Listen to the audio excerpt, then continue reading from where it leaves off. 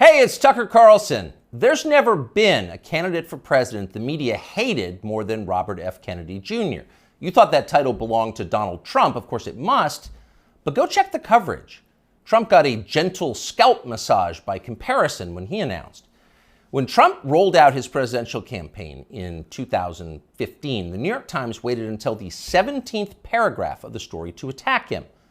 But as well known as he is, the paper said at the time, Trump is also widely disliked. And then they cited a poll to back it up. That was the attack on Trump. 8 years later, the Times attacked Bobby Kennedy in the very first sentence of the story. Quote, Robert F. Kennedy Jr., the paper declared, announced a presidential campaign on Wednesday built on relitigating COVID-19 shutdowns and shaking Americans' faith in science. Shaking Americans' faith in science. Imagine if you were an ordinary New York Times subscriber reading that over coffee in your pre-war rent-controlled duplex on Columbus Avenue. You'd think Bobby Kennedy just declared war on the Enlightenment. My fellow Americans, I have come to shake your faith in science. Join me as I drag our nation back to the medieval period. You'd be appalled. CBS News viewers likely were appalled. In its coverage of Kennedy's announcement, CBS denounced the candidate's views as, quote, misleading and dangerous. The LA Times called him a threat to democracy. At the offices of National Public Radio in Washington, a full-blown Category 5 hysteria typhoon broke out.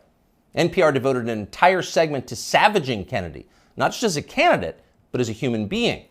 NPR described him as someone who, for his own perverse reasons, has made, quote, debunked and false and misleading claims that undermine trust in vaccines, and who, in his spare time, provides moral support to crazed extremists who, quote, rally under the banner of what they call liberty or freedom.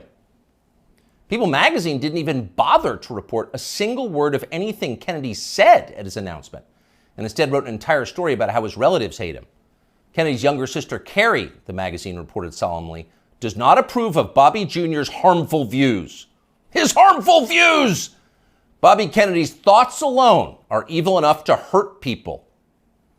That's been the tone of the media coverage around Bobby Kennedy Jr. for the past 18 years, since July of 2005. That's the moment that Kennedy published a magazine article suggesting there might be a link between the rise in diagnosed autism cases and the ever-expanding schedule of mandatory childhood vaccines. The day that story was published, Kennedy's reporting was considered so solid that two outlets ran it simultaneously, Rolling Stone and Salon.com. Unfortunately, neither one of them understood what they were up against. The pharma lobby rolled out the most ferocious public relations campaign in memory, and both publications swiftly caved. Both pulled the story and then disavowed it, groveling as they did. No one in the national media bothered to explain why autism diagnoses had skyrocketed. If it wasn't the vaccines, and maybe it wasn't, then what was it? To this day, there has not been a convincing explanation. Instead, reporters just attack Bobby Kennedy. They've called him a lunatic and a Nazi. Instagram shut down his account. YouTube just last week pulled down a perfectly reasonable interview he did with Jordan Peterson, citing unspecified misinformation, and so on.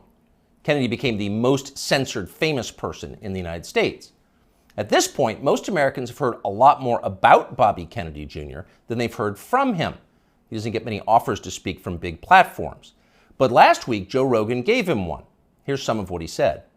Why do 5 of my 7 kids have allergies? You know, and of course we know why, because aluminum adjuvants give you allergies. They're designed to make you, to create a hyperimmune response to foreign particles.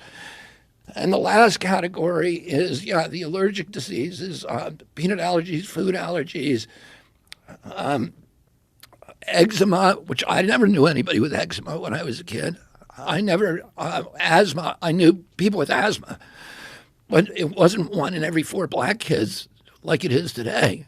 So, all of those things. Now, we went from 6% of American having chronic disease. By 1986, we're starting to add the vaccines, and we get and 11.8% of kids now, so it's doubled. Why do 5 of my 7 children have allergies? Now, we don't know the answer, of course. But it's an interesting question. In fact, it's an important question that deserves an adult answer, not that you should hold your breath waiting to get one. Bobby Kennedy asks a lot of questions like that. He notices things. Kennedy pays attention to the world around him, and he wonders why it's changing.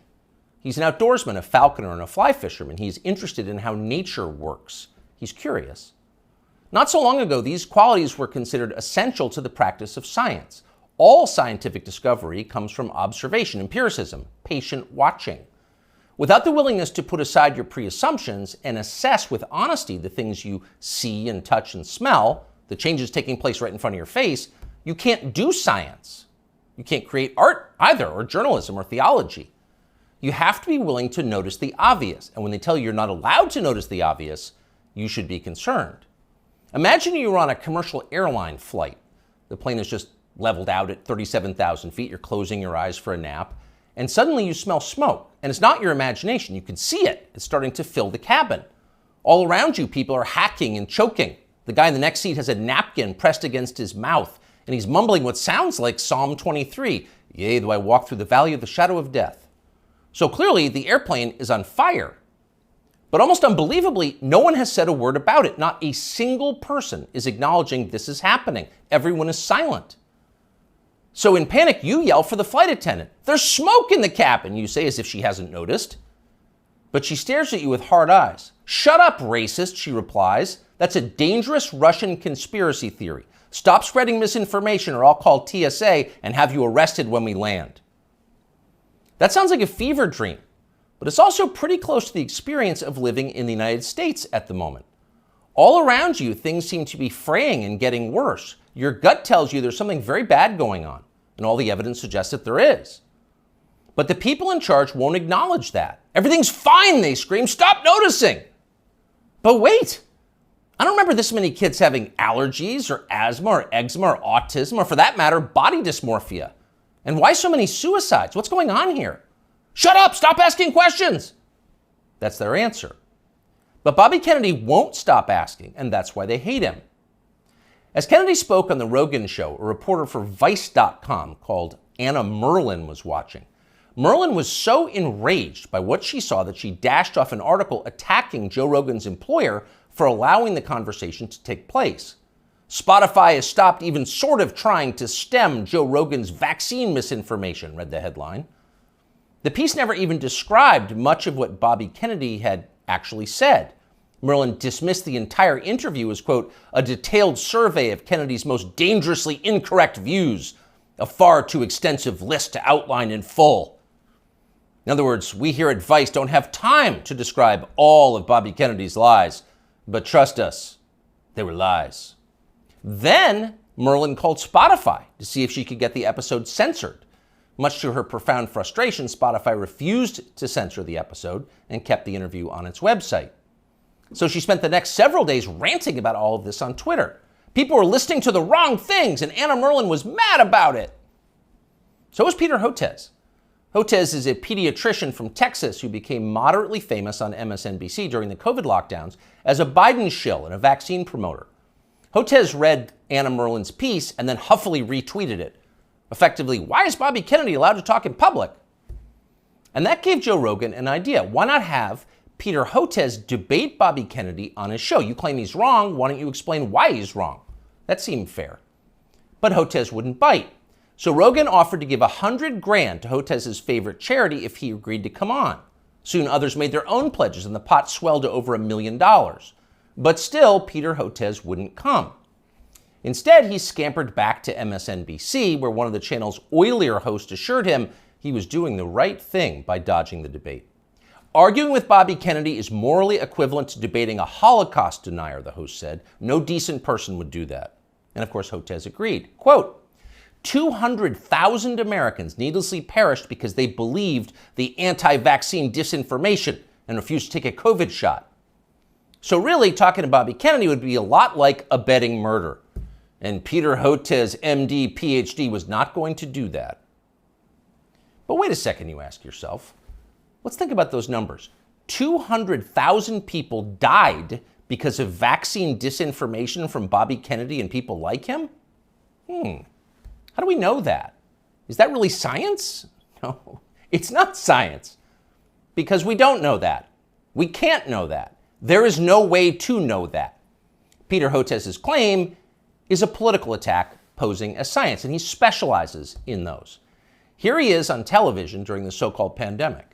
It's all about mask compliance. That's going to be absolutely critical, because if you don't have masks, remember, this virus aerosolizes. So even 6 feet is not enough. It can go 17, 18 feet, several meters. What we really have to do is have vaccine mandates in the schools. We should have a rule that anyone who walks into a school over the age of 12 has to be vaccinated. This is the nature of the anti-vaccine movement in this country. It's somehow married now to far right-wing extremism and white nationalist group. Anyone who's unvaccinated and has been lucky enough to escape COVID, your luck is about to run out. And I call it anti-science aggression coming from Senator Rand Paul, Senator Johnson, members of the House of Representatives, in addition to those two senators, are killers. It's all about mask compliance. We must have vaccine mandates for children. Take the vax or you will die. Anyone who disagrees with me is a white nationalist and a killer, and probably an agent of Putin. Do we say probably? Let's revise that. Certainly an agent of Putin. Again, here is Dr. Peter Hotez. We're starting to see now those same anti-vaccine messages that's coming out of the U.S. And now we're finding it in Africa and Latin America. And remember, what the other reason we're seeing this is the Putin government has, this has been reported by U.S. and British intelligence, has been piling on with this whole systematic program of what's being called weaponized health communications, trying to destabilize democracies with anti-vaccine, anti-science messages and targeting. So according to British and U.S. intelligence, anyone who disagrees with Dr. Peter Hotez is a disloyal American working to destabilize our democracy on behalf of Vladimir Putin. Now, by comparison, never in his life has Bobby Kennedy Jr. said anything half that demented. But keep in mind, Peter Hotez claims to have a valid medical license. He is allowed to treat patients. After a while, even MSNBC viewers were going to have some questions about a guy who talks like that, and apparently some of them did. As the lockdowns wore on, the population started to notice that many of the core claims the TV doctors were making were untrue. You'd only need one shot. If you got the shot, you would never get sick. You would never pass the virus to others, and so on. They said these things, as you know, again and again. Ultimately, they were proven wrong, but they never admitted it. They just attacked the people who noticed. Here's Dr. Peter Hotez calling for the Biden administration to arrest anyone who questions the COVID vaccine. The Biden administration has to realize that anti-science is a killer, disinformation. Yeah. It's not even just disinformation. This is an anti-science empire right now, and we need Homeland Security. We need the Justice Department.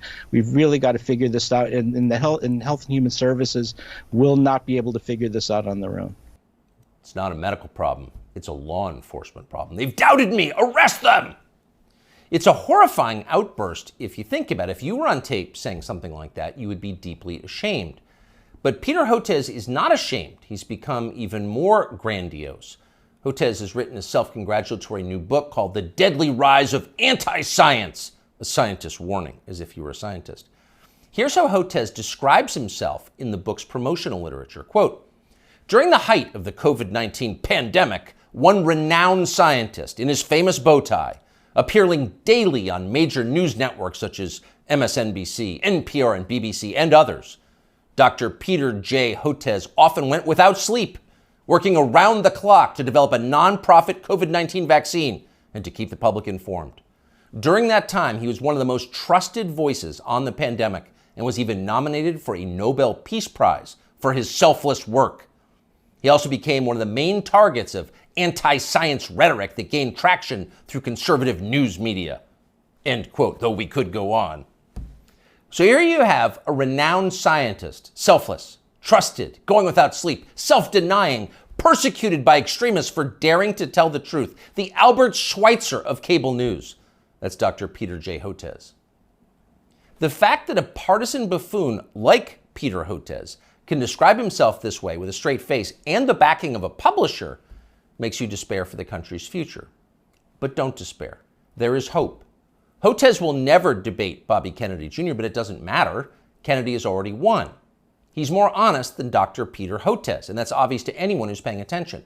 A New Economist poll shows that Kennedy is more popular and far less hated than either major party frontrunner. After almost 20 years of being silenced, Bobby Kennedy Jr. is being heard. And why wouldn't he be? Kennedy's theories about vaccines may be right, they may be partially right, they could be even utterly wrong. No one's proved it either way. But what we can say with certainty is that America's medical establishment has beclowned itself for all time. Its official positions on vaccines, psychiatric drugs, puberty blockers, reassignment surgeries, a long list of other politically fashionable priorities have no connection whatsoever to legitimate science. It's all effectively witchcraft. At the annual meeting of the American Medical Association in Chicago last week, for example, delegates issued a statement attacking the body mass index as a tool of, quote, racist exclusion, which has caused historical harm. Next year, they will denounce thermometers and stethoscopes. They're insane. Compared to them, Bobby Kennedy is a mainstream figure. And people understand that. That's why he's winning. And you know he's winning by how his critics are doing. So just 4 years ago, Anna Merlan was regarded as an important expert on conspiracy theories and misinformation. She'd written a book on the topic. Here she is talking about it. I've always thought that in the case of conspiracy peddlers, it's not necessarily a super profitable enterprise to ask whether they really believe it or not, because I don't know what's in their hearts. I don't know what's in their minds. All I know is what they spend their time doing, which is promoting conspiracy theories. In the case of ordinary people, conspiracy consumers, and most Americans are, to some degree, consumers of conspiracy theories. All the studies that we have show that like 1 in 3 Americans believe in some conspiracy theory to some extent.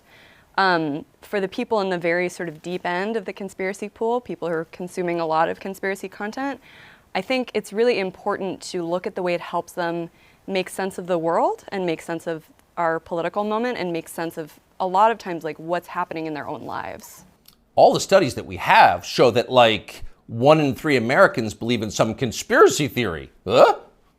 You'll notice the upspeak, the rising inflection at the end of the sentence. That's a familiar tick in Brooklyn.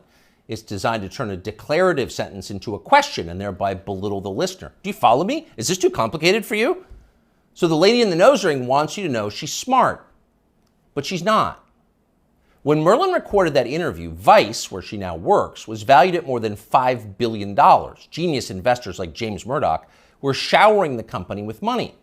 Everyone wanted in on the future of media, which was uptalkers like Anna Merlan lecturing you about racism and misinformation. But that has changed. Last month, Vice filed for bankruptcy. Anna Merlan is still on Twitter screeching about how her critics are transphobic, but nobody cares.